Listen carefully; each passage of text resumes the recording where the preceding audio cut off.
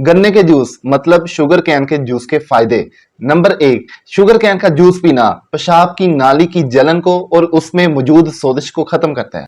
जिगर और गुर्दे की बेहतरीन सफाई करता है, इनमें मौजूद पत्थरियों को निकालता है और जिगर गुर्दे की वर्किंग को एफिशिएंसी को बेहतर करता है। गन्ने का रस दांतों की पिलाहट को पीला होने को रोकता है। गन्ने का जूस पीना बुखार की शिद्दत को रोकता है। गले में खराश होना और नजले का बेहतरीन इलाज है। गन्ने का जूस पीना हड्डियों को मजबूत करता है। ऐसे अफराद जिनमें खून की कमी है, एचबी कम है, उनके लिए बहुत जबरदस्त है। एचबी की मिकदार को बढ़ाता है। गन्ने का जूस पट्ठों को मजबूत करता है। गन्ने का जूस पीना गैस, कब्ज, तजाबियत और मैदे में मौजूद जितने भी अल्सर हैं, जख्म हैं, उन्हें खत्म करता है।